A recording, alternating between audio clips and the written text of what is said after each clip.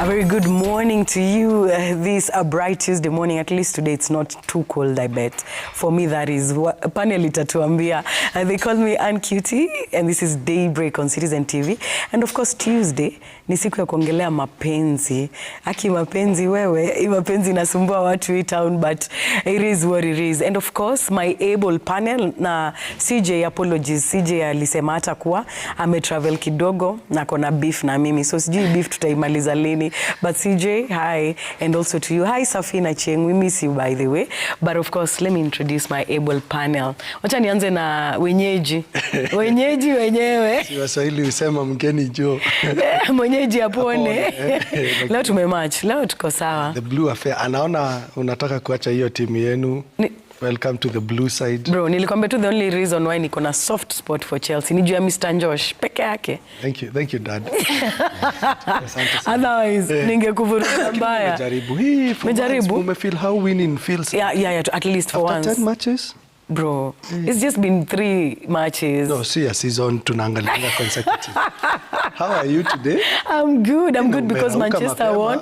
Niliamka 4 ndio time. Unajua nimejua aje? Umejuaje? Niliona ulivyo status yangu saa ngapi. Oneni huyu analisema kwa TV. But iko tu sawa. Good to see you. Kabisa, salamu mingi sana from viewers out there. Yeah, they really appreciate the show. Awesome. Nilikusikiza kwa radio.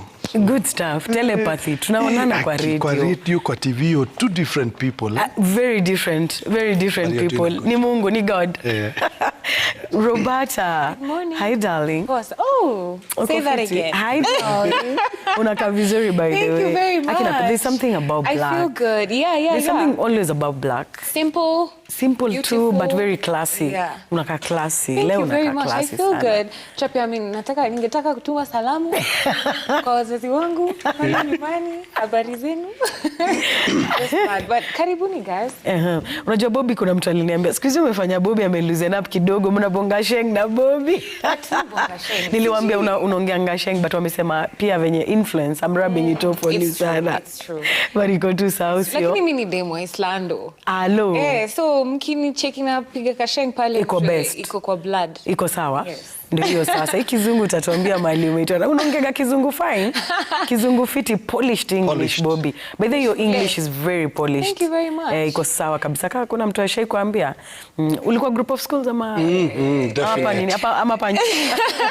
Lakini acha tu niseme sisi late na baridi sana leo asubuhi. Watu wengi wananiuliza, but these days I'm driving. Nilishachana na nduthi. Let me just sasa si nimesema sasa. Bobby, do you know?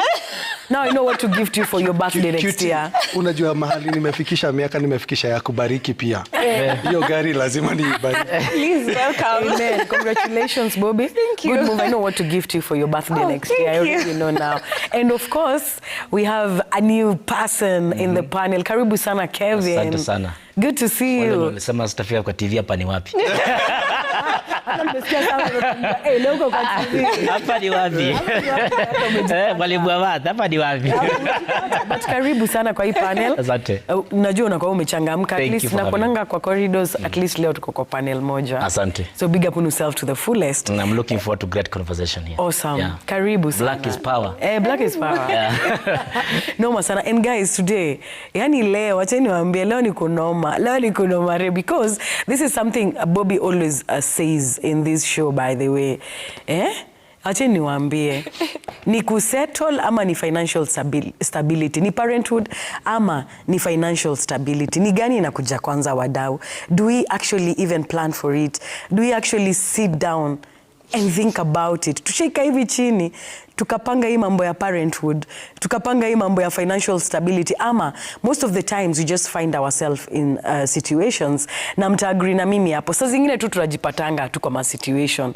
Mimi najua kuna watu wenye ukaa chini wana plan, wanasema okay, we are going to have 2 babies, to have 1 baby, we are going to have this and this and this, tutakuwa na marriage, but most people wanajipatanga kwa situations. Najua mtaniambia kuna cha oops, but most situations ni oops. Najua Ken hata agree na mimi hapo. Ken najua ni ule wakupanga, but atatuambia ako hapa. But honestly guys, have you ever really sat down and planned with your partner mambo ya kukua mzazi, ama we mwenyewe kwanza ukapanga ukasema acha kwanza nikuwe financially stable before nikuwe married, before ni get into parenthood?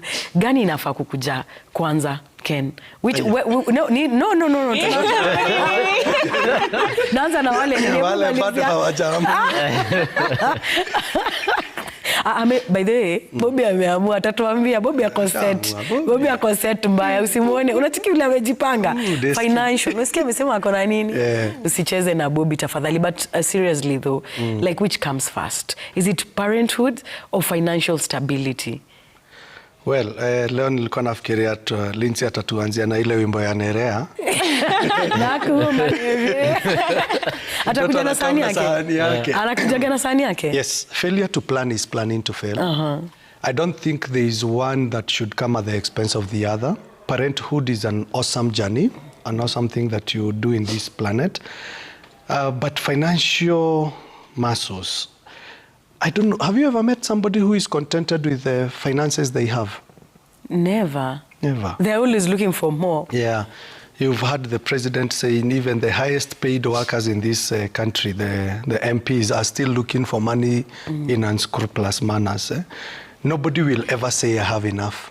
Actually, people who have money will want not to spend so that they can keep that money. Yeah? Ukiwa na million, utoe bob, you are no longer a millionaire. So the best thing you do is to try and maintain your million. However, for me, I believe that parenting also comes at a cost. So there is no way you can be a parent and you do not have the finances. In as much as mtoto anakuja na sahani yake, ni sahani tu. Cha kuweka kwa sahani ni wewe lazima umtafutie. And for anybody who is intending to be a parent, they need to know that raising children, these are your little broke friends who have needs like every day. Crazy. You even plan, like sometimes I see my kids insisting to enter supermarket and I tell them write everything that you would want to go and get. Ndio at the back of my mind that mimi nijiambie this is the budget. Mukifika huko wakianzia na mama yao, sheria zote za shopping zinavunjwa. Wanachukua kila kitu. Oh, daddy siko nafikiria hii kuna hii.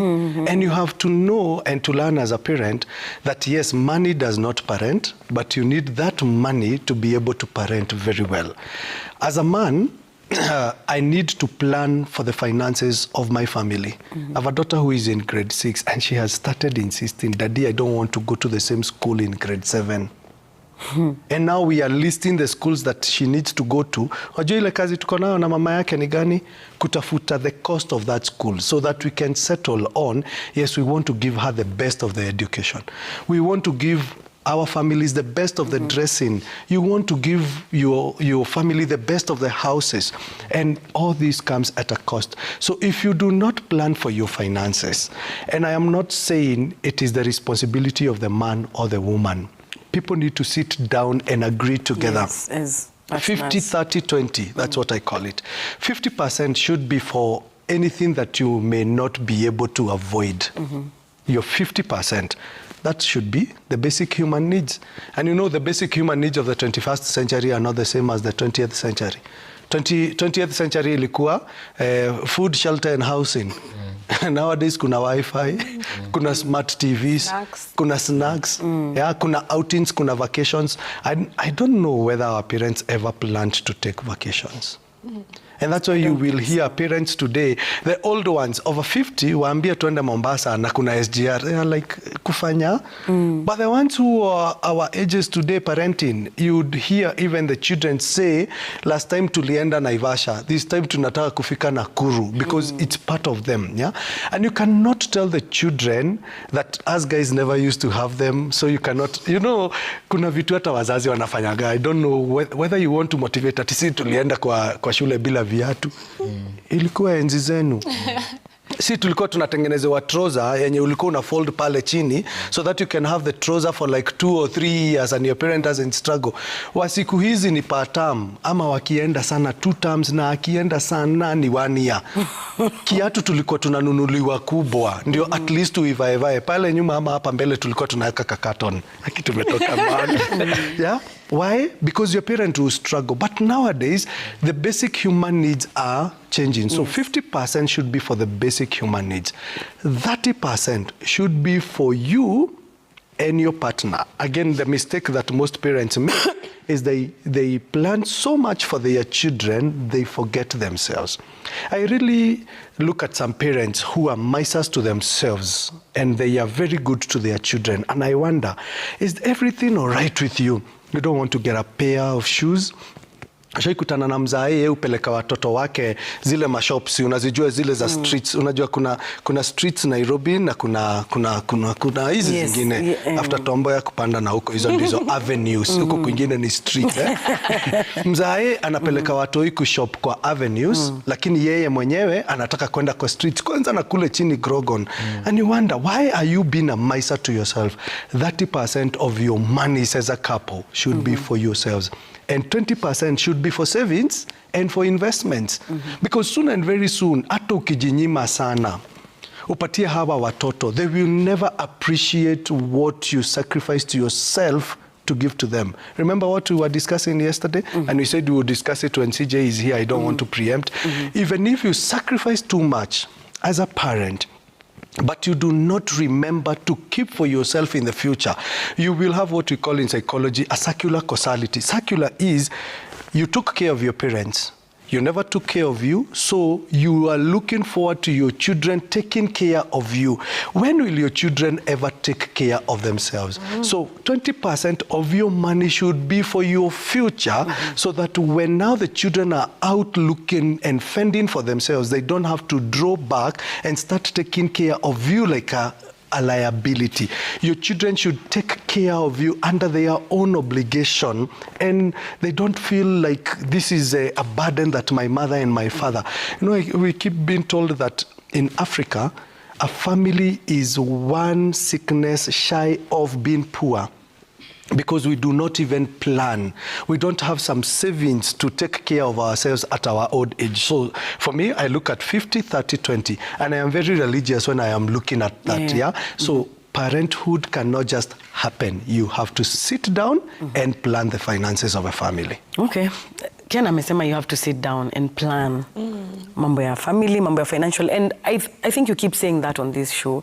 You always say that you have to be intentional about parenthood. Kama unajua uko ready, chorea hii story. But Bobby, reality kwa ground ni ati what is really happening is that people are just meeting, watu wana shack up together, watu wanaishi pamoja, mtoi anakam, watoi wengine wanakuja. So by the time you're meeting this person, they're telling you, me by then niko na family, niko na watoi watatu, and you're looking at this person.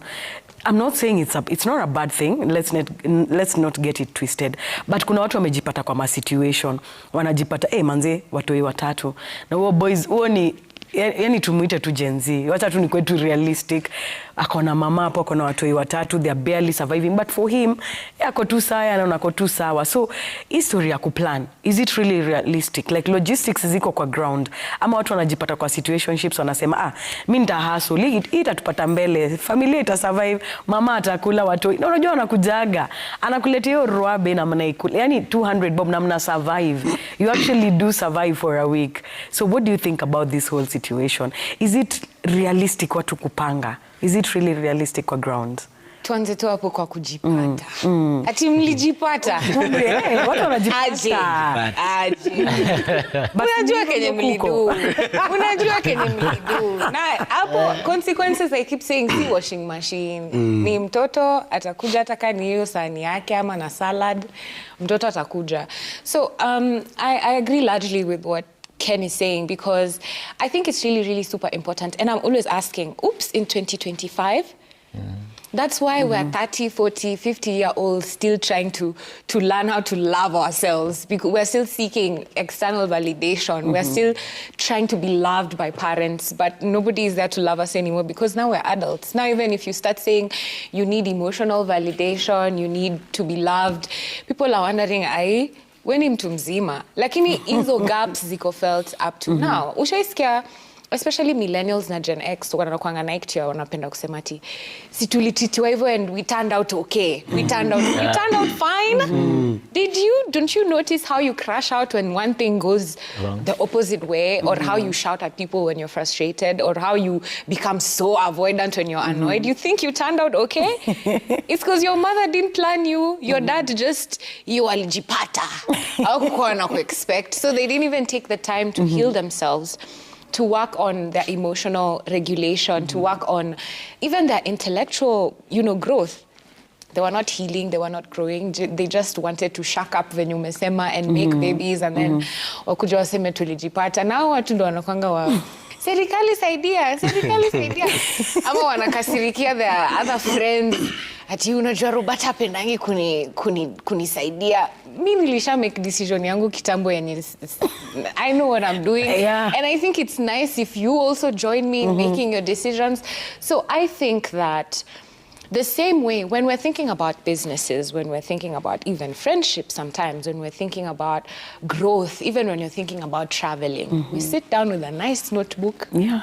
We write things down and we say, this is the projection, this is the trajectory of my plans. This is what, even if you don't have the money, even if it's just an idea, we sit down and Write we it write. down. How come when you're actually planning to bring human beings who have their own personalities, they have autonomy over their minds, they have their own feelings, hapo ndo sa utajipata tu.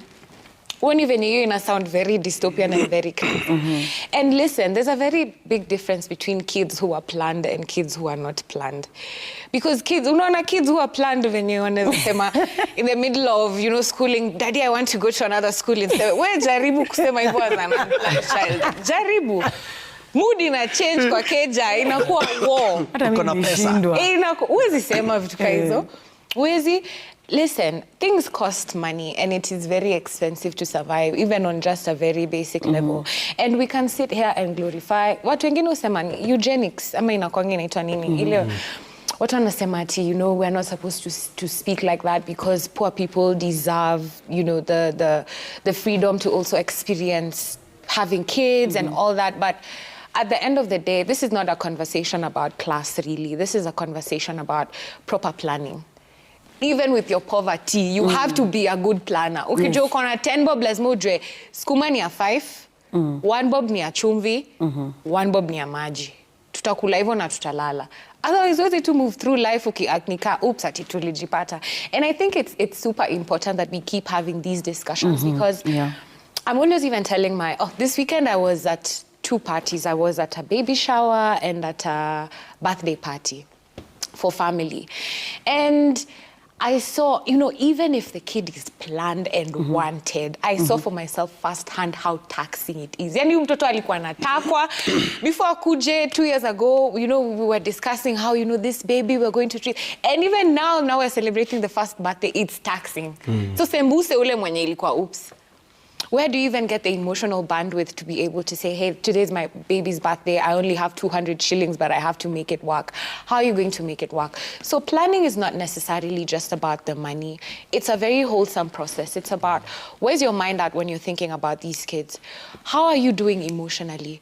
How do you even feel yourself? Iyo yenye uko able kusema, sitajinyima tu ndo nipe watoto, because you have to make sure that you're making this work. Venye Ken amesema unaenda Grogon na sijui avenues unajinyima, and you have to pour from a cup that is almost full so that yourself you're able to give. I find that parents who had, this is not general information, but I find that parents who did not have their kids intentionally, there's usually some resentment that starts to build up. And that happens, by the way, even when your kid is planned. So now imagine you didn't even plan for this kid, you were not anticipating them, and then now they're here. Now you have to be forced to share your time, your food, your energy, your money, your experiences and everything with somebody who you didn't even want to be here.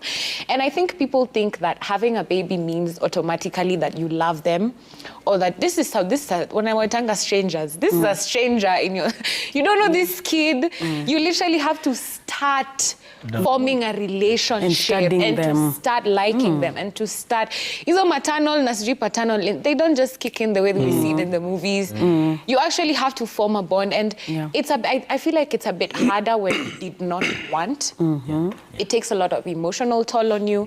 That's why and I'd also like to mention before I finish, you see this improper planning, it mostly falls on the primary caregiver, which most times is the mother. I'm not saying men don't feel the pinch of, you know, having an unplanned kid, but whether you like it or not, this mother who's having the babies, even if daddy goes out and doesn't find anything to eat, you know, mama hizi katu hivyo kama mtoto wake hajakula, kama yeye hajakula. So it's really, really heavy. So I'd say the same way you plan before you do a business. By the hata before when the road trip, mnakanga mna plan. Mbona hii kitu serious sana ya human being do inaka? Ati ni debate, ati we are discussing. It's important to plan. Yeah, it is important to plan. But Kevin, you coming in as a dad, by the way, I know you're a dad, an amazing dad. So you coming in as a dad, as a parent, I want also your perspective on this, because at the end of it all, is it like, okay, unajua hizi vitu zina happen, sikatai, yes tunasema let's plan, let's talk about it, let's sit down and plan about it, but most people ukikaa nao chini watakwambia si by the way hata mama tulijipata kwa hiyo ngori na mimi nika decide kumarima ana issue na hakuwa financially stable, but kuna watu wako na hiyo belief ya cheki mtu yeye anakaa na sahani yake tutahustle baadaye do itakam twende nayo do si itakuja baadaye. Is it such a bad thing kusema hivyo ama it's okay mimi nijipange saizi kama mwanaume niseme okay, wacha nikwe kwanza financially stable, nitafute mama watu wao wakuje, ama tunaweza ifanya pia the other way round? I think mwanaume mwenye anangoja kwa financially stable bado anangoja paka sahi. I like that. Financial stability is very relative, I'll say. Yeah man. Nikiwa venye umesema liko Islando. Thinking ya msee financial stability iko very different na msana ka tuseme hata Karen. Msee bora alipe wifi, alipe rent, ezikuwa na fare, watu wa kule, watu wa kwenda. Nasema msee Islando ana different mindset yake ya. So till the mindset changes of what financial stability is, that's when you can make other decisions. And also this life is all about risk. As much as you can have that plan, script nayo times will change. Script nayo will change. Unaweza kuwa na busy yako imeshika fiti sana, wewe ni photographer pale mtaa, wewe ni videographer pale mtaa, umepiga shughuli yako fiti. But inafika time mazeka COVID-19 kana come through. Na ulikuwa ngatu fiti, ulikuwa paka na moti yako, ulikuwa paka na studio yako, mambo ilikuwa sawa na uko na familia ulikuwa sure ushaifunga. But mambo ina change. But financial stability, I think for me it is very relative. Ina depend na place huko na mindset yako na pia vision mnakarinyiwa wawili. You and your mama. Kuna kama vision na zimari. Kwanza vision zinafaa tu zimari. Ndio hata before watu wa settle down. Kama vision zangu mimi na wewe haziwezi mari, tutakuwa na hiyo issue. Wewe pengine unataka kuwa na kibandaski ya kuvuza mboga, mimi nataka kuwa na kitu kingine different. So hizo vitu zinachangia hiyo settling down. But wanaume kungoja kuwa financial stable kwanza ndo settle down. At times happening haraka. Times kuna watu wengine uko stable wakisha mari. Juu mwanaume anataka kuwa na mindset different. Responsibilities zikikam. True that. Kuna msee anaweza kama kusingo anaweza kupata 50k sahi na ichome yote hiyo Friday. Na aoshe pombe anawe pombe. Mnaona tuko tena yenye napanga nawe na pombe mateli kwa hapa na nawa. Nini ananawa. Ndio form. Ndio form. Kila Friday ni form. But at the moment mama sha come through, to yame come through anaanza slide back. Paka mabuzi wanaanza kuambia siku hizo umetutoka, umetutoka siku hizo, huyo mama atakutoka, tutarudi. But si hivyo, vitu zimechange. I think hizi vitu zina happen differently in different lives, but I don't think that one is superior to the other. They can go concurrently together. You might start to settle down, then all of a sudden you grow financially pole pole. But I think for me, in your back of your mind, you must be sure that hawa watu wenye uko kwa nyumba yako, you can do 1 2 3 for them without a struggle first. Because kama hiyo uwezi weka hiyo mindset already, hapo paka kutakuwa na shida. Lazima understand niko na mtoi, niko na wife, na majukumu fulani 1 2 3. Hizo vitu ukisha understand hivyo, it is easier now to to grow financially. And But I like financial that. stability is a bit relative. And I like the perspective that you've brought into the conversation, because hiyo ni kitu already ina happen kwa ground. Maboys wanajipata kwa hizi ngori. Unajipata uko na watu wawili, watatu, uko na mama, unashindwa rada. Na vile umesema, sometimes maboy child especially wanaamkanga wakishaingia kwa marriage, ndio wanaamkanga wanajipata wana realize hapa responsibilities ni noma. So I like the fact that you've brought that perspective. And coming to you, Ken, already mtu ashajipata kwa hiyo noma. Sikupanga, sawa, mmeni advice nipange, but sikupanga. Nimejipata niko kwa noma. Sawa, mama amekaa, watu ndio wao, but siko financially stable. Mtu anajitoaje kwa ingori, ama mtu anajipangaje? Sawa, acha tuiongelele in that perspective, because already kuna watu wengi wenye niko sure wanasikiza issue and they're like, I mean, already in this situation. So what do I do about it? How do I go about it? So what would you advise someone financially to do? Wacha kwanza niambie Bobby, even if it's 2025, God's sense of humor is so terrible. Wait. You can do everything humanly possible. Hata condoms na abstinence. My friend, I am a Catholic. I don't know what. Sorry. Yeah, you can do everything humanly possible, but God's sense of humor will still prevail. You know, sometimes I look at people who you think ati wamejipanga, walikuwa wameplania watoi. If you look at the cases of postpartum stress disorders, most of them are coming because of the people who probably got a child, and during the pregnancy there were so many things related to it.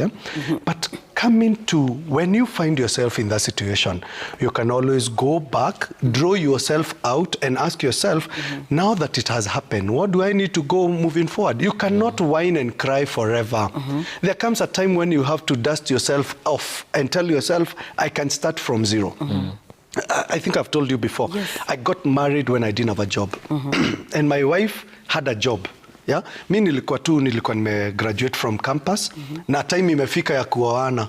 Respect, Mimi kwetu time imefika aje? Time imefika kwa sababu we had dated for 3 years. Yeah? And we had even made plans together. Then I lost a job along the way. But our dream must have been valid at that particular time. We had to postpone some gratifications, like we needed to do a wedding, a lavish wedding. Then nikaambia my wife, my fiancé at that particular time, we cannot afford a wedding right now. And we also cannot afford to do a wedding with other people's money. So what will we have to do? We have to bite and shy off from the fact that we will not walk down the aisle. Let's go to our parents and ask them for blessings, and then we can walk down the aisle later. You can postpone some gratifications when you find yourself there. It's okay to downgrade. Downgrading does not mean that you have gone back to zero and you are becoming useless. Start from somewhere. What do you have? Ukipata mtoi, mamani ya alikuwa job. Na sasa hayuko job. Wacha kukaa chini ati useme tutakuwa tukishika mtoi ati akilia dance. Hapana. This lady needs to eat so that she can feed the baby very well. You know, Roberta, when you were talking, something just told me. People need to know there's a difference between instincts and intuitions. Instincts are inborn. Intuitions, you learn them. And this is a mistake we make out here. Instinct ni kama nani alifunza mtoi kunyonya, hakajai nyonya, kalikuja tu.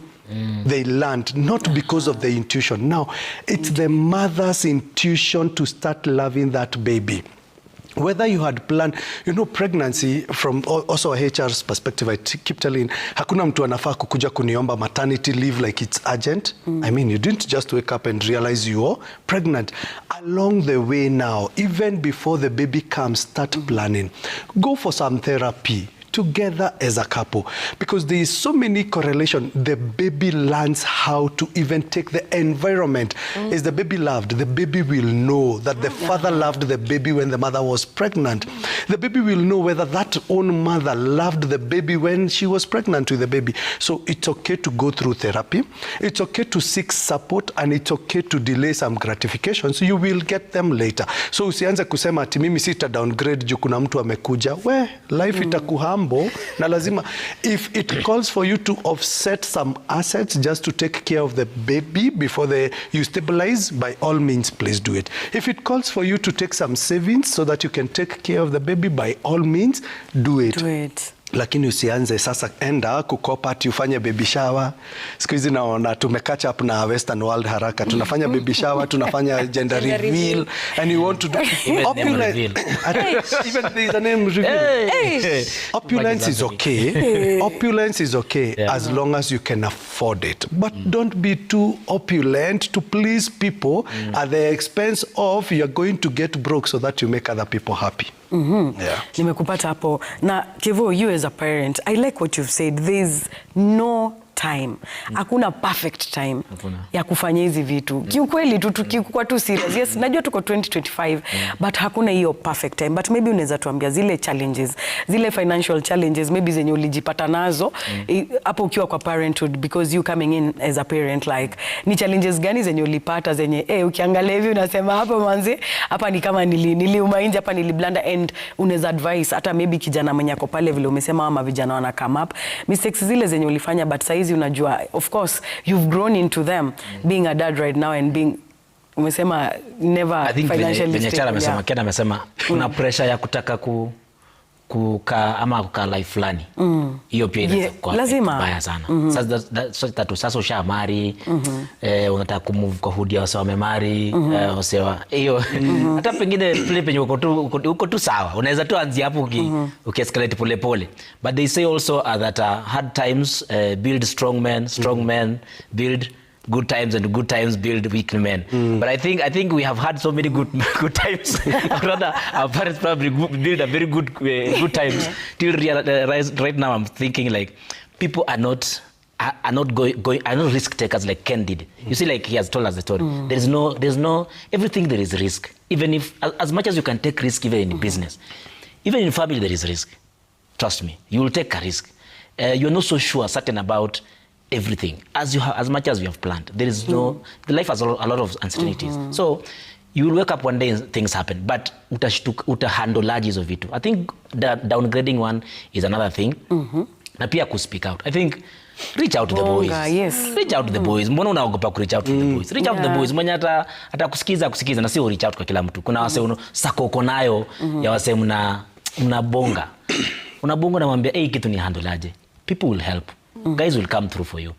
And I'm not saying that don't start things for people to come through for you. But I'm saying when it is stuck and you have people around you who can hold you and work with you, it's important that you reach out so that tusifike place tuseme jana tulikuwa tunapiga na wewe story, kesho kwa group ya mchango the boys aliona tumemlemea sana ameenda. So isikue ati tunaweka rules mazee, kama mwanaume umeamka asubuhi lazima familia yako ishike upate hii kama utakuwa wewe ni failure. Hapana. Si hivyo. Vitu zita happen.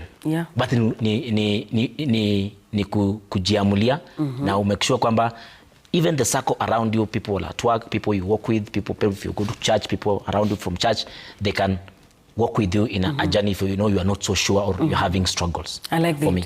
Yeah. So unasema at least tukue na circle. Support system is very important in situations like this. Support system. So Bobby, coming to you, would you say that societal influence, unajua acha nikwambie ile pressure inakuangaita au you're just a young lady growing up, but kuna zile decisions una making juu ya pressure ya society, pressure ya family, pressure ya nini. When ni girl dem umetoka mali umetoka umekuja umeolewa, of course the family, mother-in-law, the in-laws, they are asking by the way rada kwani huku kunaendaje, na wanapatia pia boy child pressure. So would you say that some of these pressures, societal pressures, are some of the things that are making us make the wrong decisions or even the right decisions to say unajipata uko kwa situation yenye umeambiwa lazima ufanye hivi na hivi, but you're not even ready for that, but you just feel like uishie, you know, sometimes we get into uishie decisions. Would you say that? Yes, kwanza hiyo ni swali poa sana juu hata nikigrow up nikikuwa teenager, tumemaliza class 8 tukiingia around form 1 hapo form 2, a lot of my peers nilikuwa naishi Eastland, so a lot of my peers around that time, some were getting pregnant, some were having babies, and you know you would hear stories. Ulikuwa tu unaona mtu atokei anymore akuje hang out na nyinyi, tena later mnasikia nani ako na ball. And now when I look back at it, I'm realizing the reason this was very prevalent was because it seemed cool. It was the cool thing, meaning peer pressure really does directly affect people. And this is in all sorts of ages, all sorts of classes, all sorts of areas. You know, you're around like people my age, my friends my age right now are intentionally having babies, intentionally getting married. Me bado nafikiria mimi ni katoto. Aren't we all kids? But these guys are like really intentionally, as in, this is our plan to get married. So it's a bit shocking, but for me. But yes, I think environment, you know, the people you're around, they truly, truly do influence the kind of decisions you make. And this is why I push for people to know themselves completely. Because even what Kevin was talking about is planning. Yeah. For you to have a support you think you just spawn out of nowhere with a support system of people who are going, it's all planning. Yeah. It starts from me knowing I love myself, and then me knowing I want to love my child.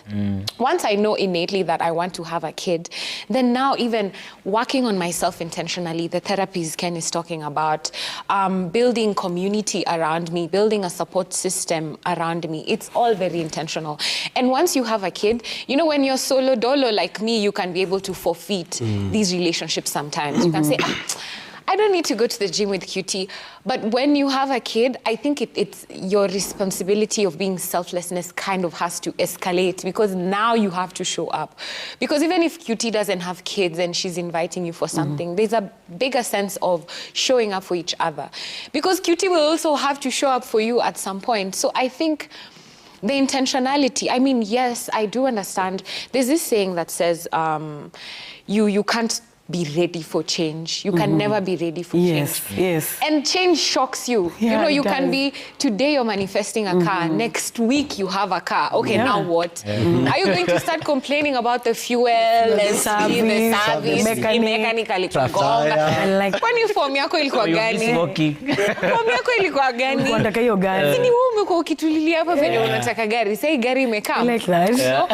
So you're not really, I mean, when you're planning, it doesn't necessarily mean that you're 100% ready and, you know, I know for sure. But the conviction has to be there. The planning is in the things you can control. The things you can control, and most times those are personal things. Of course, I can't control if a tsunami will happen tomorrow and carry my car away, but I can plan to have fuel it today so that I reach where I'm going. So that's the kind of planning we're talking about.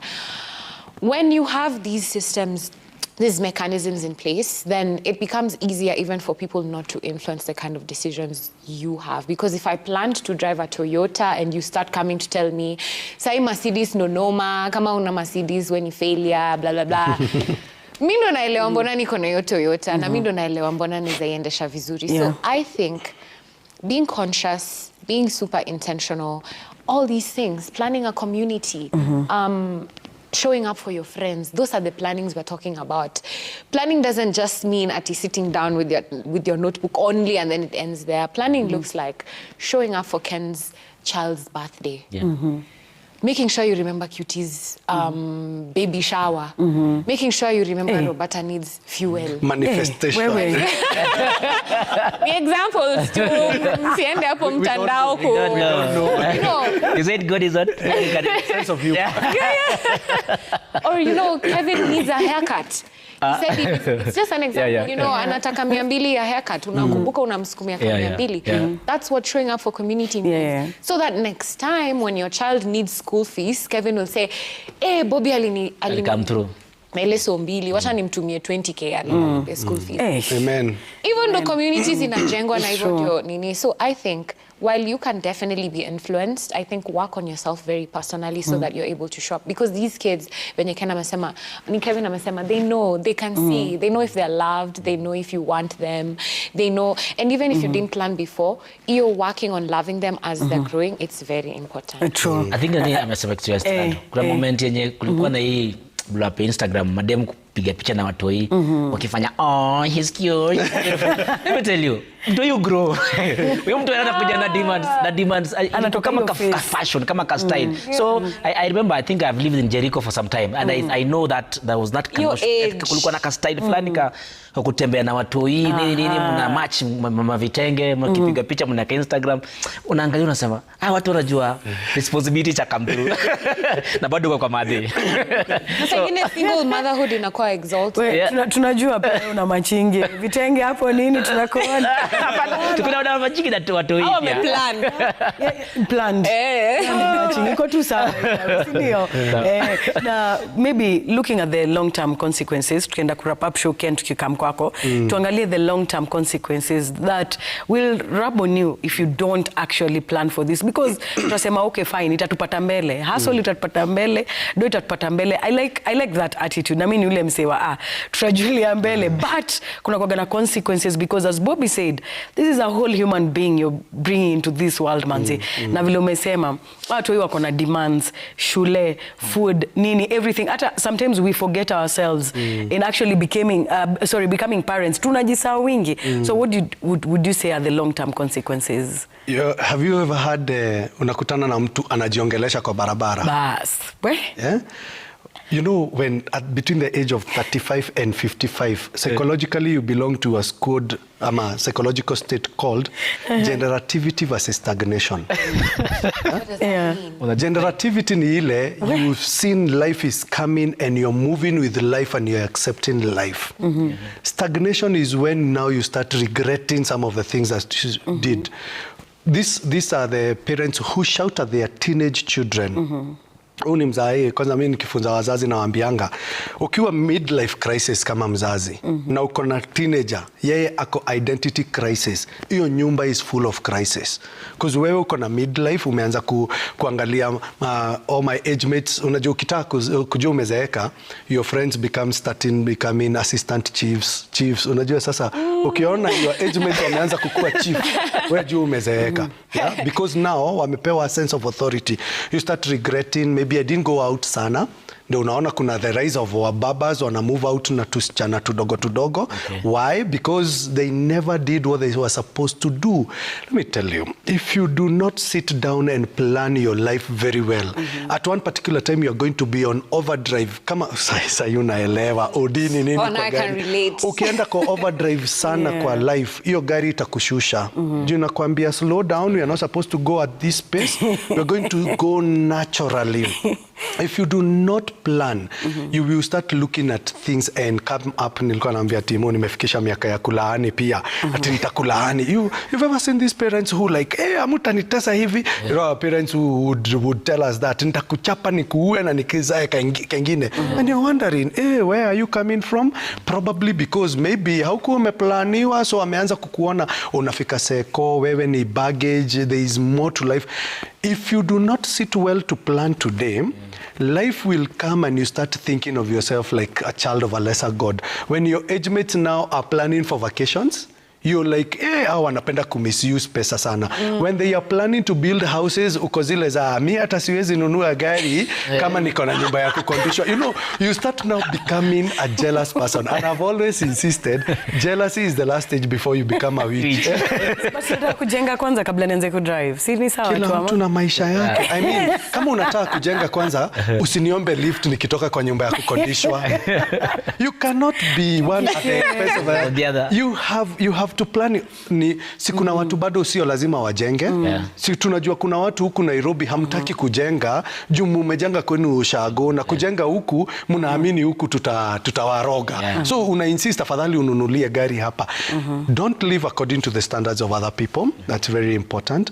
But even as you do that, plan like 3 years ahead. I like the example that you have brought, that kunaweza kuja kijanga tu hivyo. Covid kinaweza tokea. Mimi hata I think kuna kistrain ya Covid saa hii kiko hika Nairo. Yeah? Ikikuja utakuwa aje? If somebody told me this at the beginning of the year na ninamalizia hapo, inanimake mpaka I work harder. If your net pay cannot pay your rent for 6 months, then you need to work on yourself. Wow. I like that. 1 month net pay. Haiwezi kulipia nyumba 6 months. Unajua ni kusema nini in short? Ukipewa notice ya termination, lazima utapewa 1 month salary. Keda utapatia tunajojo. Keda anapatia watu pressure. Keda anapatia pressure. Keda anapatia pressure. Endo uhame. Sasa rudi rent. Keda ananipatia. Take it. Roberta, final remarks in under 2 minutes. Final remarks. Jipendeni majamaa. Mkijipenda mtajua kupenda watu wengine na mtajua realize how important it is to make sure that this kid that you're having is coming into a very, very loving home. I always give an example of my mom because I was a planned kid. Like my mom planned me to the T. She knew when she was going to have me. And things have happened along the way, you know. Hizo majanga zimetokea, but something that has always been consistent is I've always known my mom wants me, no matter what kind of season we're going through, no matter how tumekosana, no matter how we're fighting.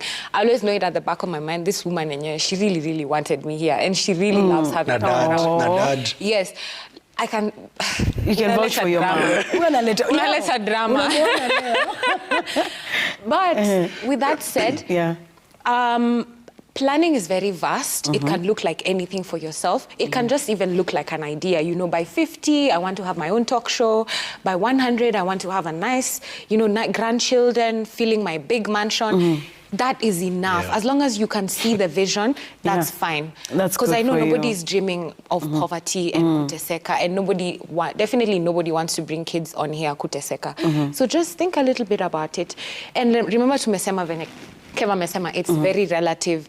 Doesn't have to be at opulence. Maybe planning for you looks like sharing that 20 bob with your kids. Still okay. If that's you, then it's do you. You start from do you, by the way, Ken. Okay. Tumalizie show tafadhali. Final remark. Kevin, sorry. Yeah, I think for me, foundation is about values, and that's character and values.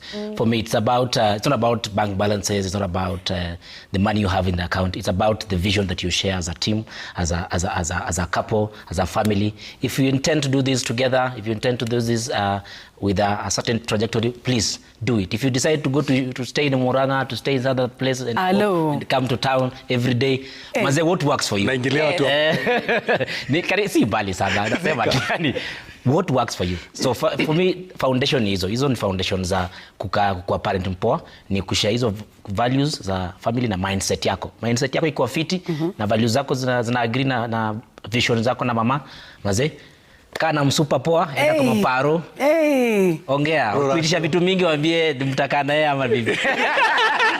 Mimi mama, ni kama anakuona. Oh, my wife is watching. My wife is called Elsa. She has a beautiful name. Wow. Hi Elsa. Elsa Zilpa. Oh. Amazing. I love her. Oh. Pendwa raha mbona shule. Pendwa raha. Unajua nilikuwa nachokoza Bobby about dad sababu I came to realize that the father and I know each other. We're in the Catholic Men Association together. So si ati nilikuwa na shida mingi. Wacha niseme tu hivi, pesa ni tamu. Endo utafute yako. Pesa ni tamu, tusitegemee wengine. It's true. If whoever told you that money is not the source of happiness must have such money so that they know it's not the source of happiness. Yes. Lakini hauwezi kuwa broke na unaonea watu hivyo. No, I think money ni poa wadau, tukimalizia show. I think do ni poa, shida inakuanga greed, tamaa. Pesa ni fiti, lakini I think hii tamaa yenye imekuja, yani God alituumba, lakini sasa sisi tumekuja tumepata do, atunataka do to run. You want money to control you. I think that's also another aspect of it. But anyways, next week itakuwa ni moto. Next week msikose. I hope CJ will be back. Itakuwa moto tena sana. Mimi nitawamiss by the way. Wacheni pia mimi niende nipumzike kidogo, ka break kidogo, au sio? No sana. Nitakuwa wewe ndakuchokoza kwa mtandao. But iko tu sawa, imekuwa amazing sana kuhost na nyinyi guys. Enjoy your leave. Tawahata tena sana, au sio? Guys, thank you for watching. That was really amazing. Mimi nasemanga hivi manze, fanya mambo yako, cheza kama wewe. Mimi nasema there's no perfect time for everything. That's what I believe in. There's no perfect time for anything. Whether ni marriage, whether ni job, whether ni watoi, cheza kama wewe. Wewe jua tu, jipange tu na ujue, just plan. That's all there is. Au sio? Noma tena sana. Tufollow kwenye social media pages zote at Citizen TV Kenya, Qtile Dinjosh, Roberta, Bobby, Ken Washiro, na Ken pia Ken Munywa, Kevin Amunze, producer Kevin. Thank you guys. See you next week. Bye bye.